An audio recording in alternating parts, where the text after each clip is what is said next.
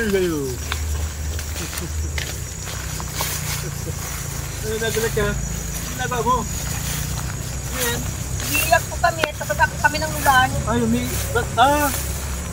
basa ka, bebe? Basa ka? Ay, naku. Nagka po lahat ng gamit namin. Okay, lagnat na ito na naman ito. Naku.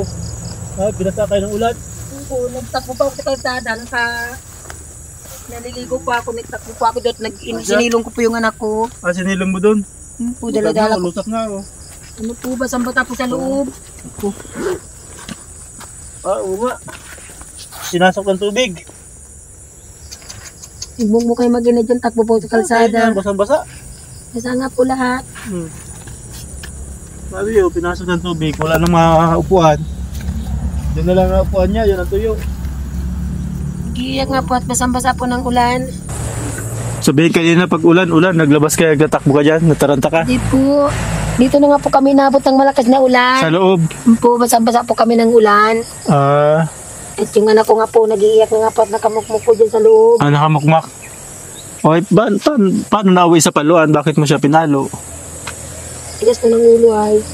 Anong dahilan? Ano yung pinagtalunan nyo? Ano yung hindi niya sinusunod?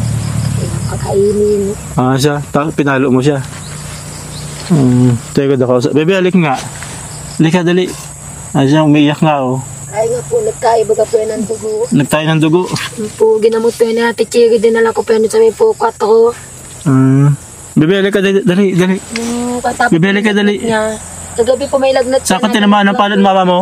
Saan ka pinalo? Ha? Sa kamay? Ito?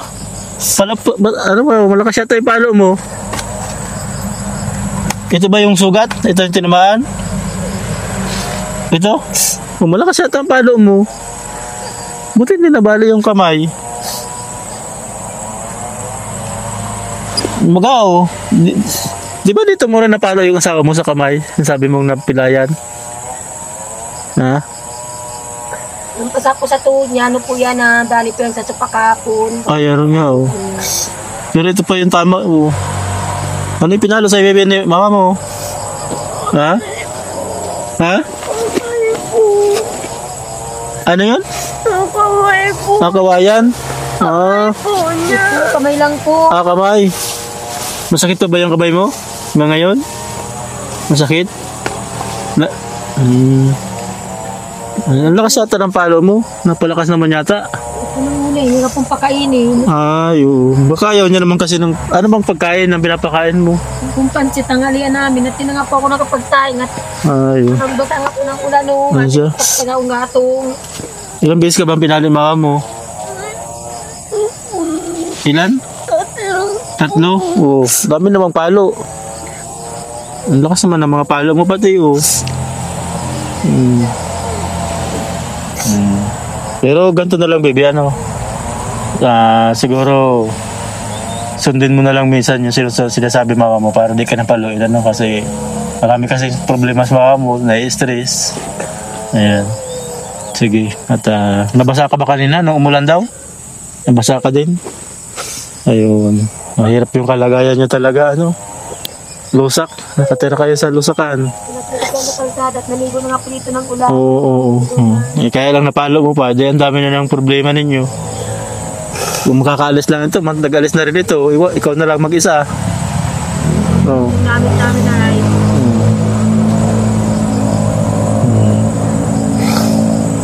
Nagtatampo ka ba kay mama mo? Pinalo ka?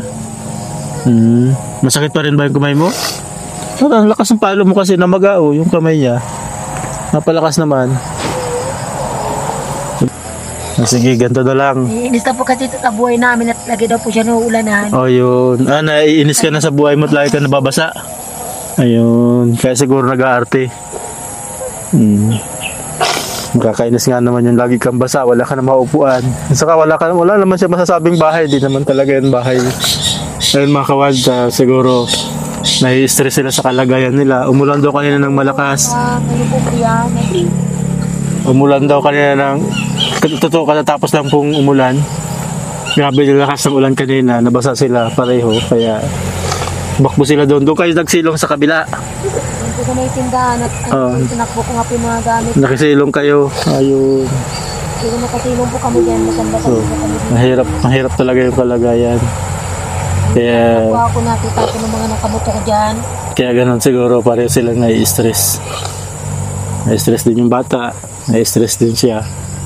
Pero ano na lang sana, kumbaga, iwasan mo na lang yung manakit kasi alam ko may problema ka, nai-stress ka, kaya lang, saktan mo pa yung bata. Hindi, lumalala yung problema niya pareho. Hindi naman yun makakatulong. Kung hindi man siya kumakain, may dahilan yun. Ano man yung dahilan niya, siyempre, unawain mo na lang. Hindi ka daw kumakain, bibi, kanina? Pwede ko malaman? Ha? Ayaw mo ba ng pagkain? Ha?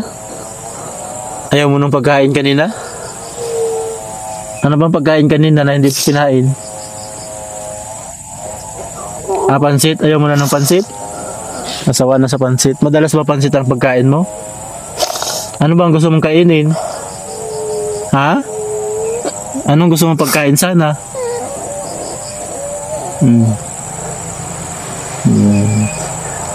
At paano yan? Saan kayo matutulog ngayon dyan? Basang-basa? Kami tutulugan yun. Maghahanap mo naman kayo ng tutulugan. Nice. Ito ba kanina? Pumasok ba ito kanina? Ay, Sabado nga pala ngayon. Ay, nung biyernes hindi po nakapasok at baga po. Sa kanya, oh. May sakit siya nung biyernes. May sakit na naman. Nagdumi pala siya ng dugo. Hindi po ginamot po yan na. Kamusta ngayon? Hindi na siya nagdudumi ng dugo? Kailaman na po pinakain po siya ng ilaw na kamuti. Oh, kamusta nga? Kamusta kanina? Nagdumi pa rin ba siya ng dugo? Hindi na. Hindi na? Lang, pag nauulan na siya, nabalik-balik yung lagnat niya. Sabi ko baka may pilay, kapalo ko. Ba't madalas mo ba siya pinapalo? Ang tigas ko ng ulo ay nalaban na ganyan sagot. Eh, ano kasi yun, na-stress, pareho kayo na-stress sa sitwasyon nyo ngayon. Iwasan mo nalang mamalo. Tignan mo, di ba, yung asawa mo, napalo mo sa kamay, o galis na. Kung siya lang ay adulto na, aalis na rin yan, mag-isa ka na lang. Ano bang gusto mo? Parang gusto mo naman talaga siya yata lumayas. Hindi naman. Alam ko yung sitwasyon nyo ngayon, nakaka-stress kasi hindi naman talaga madali yung halagayan nyo ngayon. Siguro, parehong madalas uminit yung ulo mo. Yung anak mo naman, natural, pag ganyang sitwasyon, madalas siya maarte. Eh kasi nga, sino ba namang hindi mag-aarte? Wala siyang mahigaan, wala siyang maupuan, wala siyang mapaglibangan. Nandito siya. So, madalas talaga yan mag-aarte. Iwasan mo na lang siya masaktan, para at least mabawasan yung mga problema nyo. Tama yung sabi mo, baka nga natilayan mo yan, kaya madalas magkalagnat. Hindi mo naman yan, ba't hindi naman kaya siya nagdudumi ng dugo? Baka naman napapalo mo lang malakas sa kung saan dyan. Ay, daw po yan dyan sa lupa, yung singaw po nung init. Pwede rin, Madalas ba sumakit ang tiyan niya? Yan nga po yan, dyan po yan nagigaw, sinasapin ko lang. Dito siya minsan naghihiga. Baga po ko lang po, sinapin ko na sa kanya, bagang masanga po. Pwede. Dahil nga nakahiga kayo sa lupa, baka yun ang dahilan kaya nagdudumi siya ng dugo. Pero yung tanong ko, kamusta siya kanina? Baka naman lumala ang sitwasyon niyan. Baka lumala. Kamusta kanina? Nagdumi pa rin ba siya ng dugo? Tingnan mo ba? Na po yung udo niya, may laman na po, nagtahi po yan dati ay. Nagtahi siya, tapos nung nagtahi siya ng dugo. Sa 2 araw siya nilagnat. 2 araw nilagnat. Kasi posibleng dengue yun, o baka naman may infection siya sa intestine niya, sa bituka niya. Hindi mo tinatanong ko ano masakit? Hindi ko daw po niya kaya po daw po dito. Tapos gusto daw po niya magtulog sa maghapon para makapahinga daw po yung katawan niya. Makapahinga. Wala nga pong mahigaan na yung palo ko po kasi. Okay. At alam ko may dahilan yung Sige daw. Hindi na, tigas kasi ng ulo niya, hindi ka nakain. Gusto daw po kasi niya ng pungkan. Sabi ko po sa kanya, wala po akong pera. Pungkan, orange. Gusto niya ng orange? Yung po nung magkasakit po yan, yung po pinaninin niya. Gusto mo ba baby ng orange? Orange? Dapat sinabi mo nung nakaraan pa sa amin. Sana may dala kami ngayon. Mura lang naman yun, madali bumili nun. Kaya ano, baby, pagbalik namin, bibili kami ng maraming orange, ha? Nagano po kasi Ano pa gusto mo bukod sa orange? Gusto mo ng apple? Ha? Apple? Ayan, sige. Gusto niya pala ng prutas, siguro dahil nga ramdam niya sa katawan niya mahina. Basta lahat ng damit namin. Sige na, napatawad mo na ba sa mama mo? Ha? Ayan. Sige na. Ikaw, dali na. Tayo na, baby, tayo na. Ayan. Naglagay na namin mamayang gabi at basta po yan. Parang may sinat nga siya. Di ba may sinat siya? Di ba ito nawawala ng laglat pa? Balik-balik nga po. Ano daw po yan, laging pagod, nalilipasan po lagi ng gutom. Ano ba masakit sa'yo, baby? Ano yung masakit sa'yo? Minsan po kasi din ako nakakaluto. Ano ba masakit sa'yo? Ayun po natuan ko, basa. Ano ba masakit sa'yo? Ha? Likod. Likod. Masakit talaga likod. Ano yan? Baka talaga sa kidney yan, no? Madalas ba siyang... Madalas ka ba uminom ng tubig? Balik-balik po yung lagnat niya. Tapos Delikado to pag lagi may lagnat tapos nagdudumi ng dugo, ano? Ano kaya kung... Di mo ba siya pinacheck-upan sa center, sa ano? Dinala ko na po yan kay doktor. Kulang daw po siya sa tubig. Ayun na nga. Vitamins daw po. Ay, vitamins. Vitamins.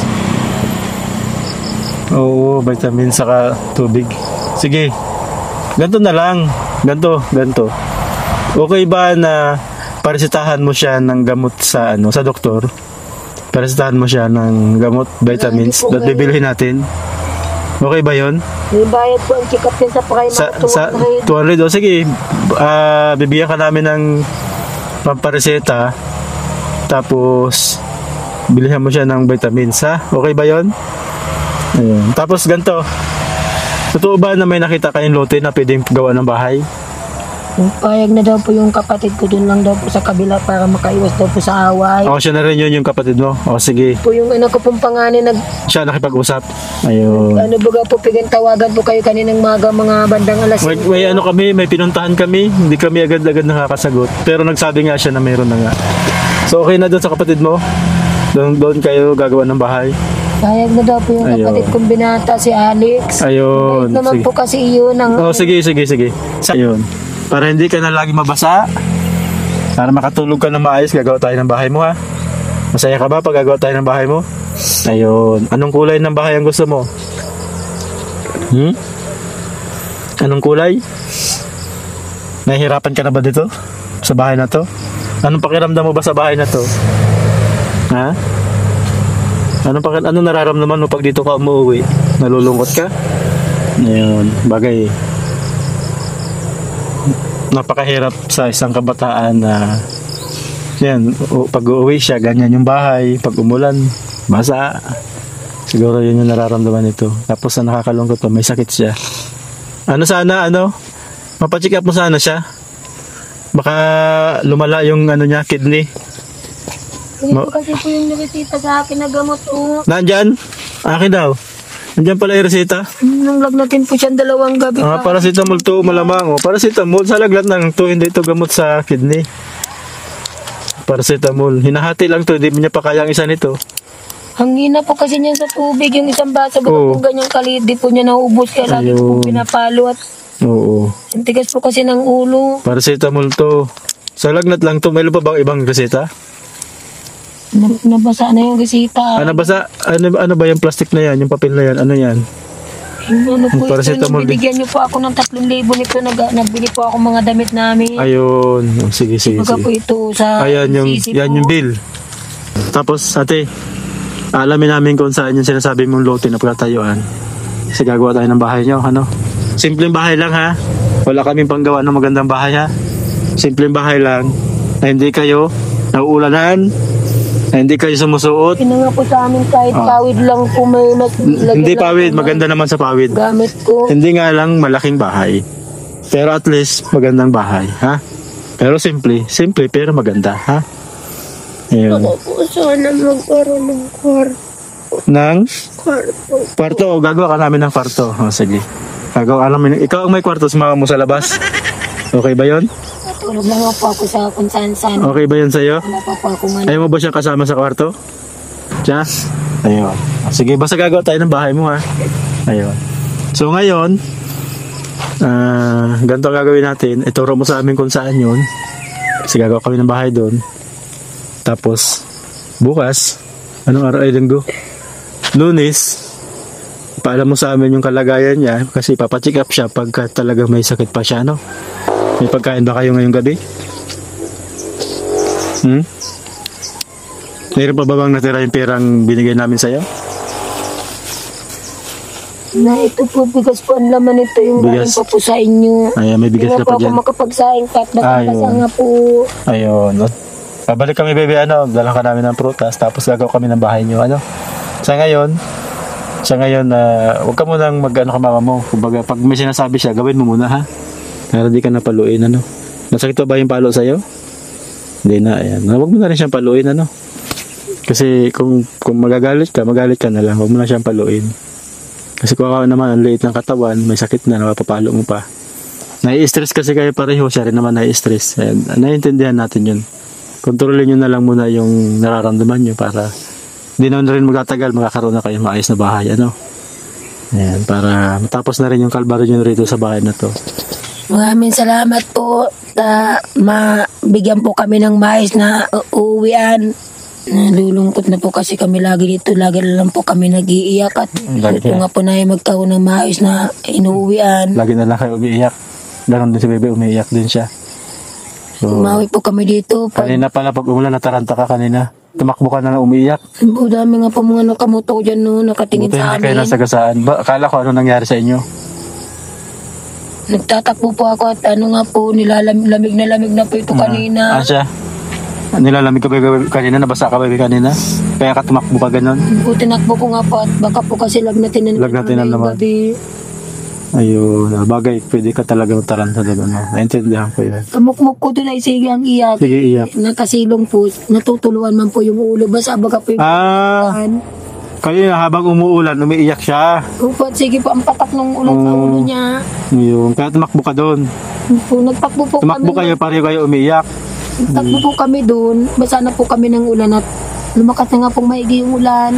Ayun. So ito, dahil nahirapan kang pakainin siya. May tira pa pala yung binigay namin sa pera. Binigay ko po dun sa anak kong panganay. Binili po niya ng gamit niya. Ayun, tapos bumili ka ng bigas. May bigas pa pala kayo. Yan, Pang-ulam na lang. Ayan, so bili kayo ng pang-ulam, ha.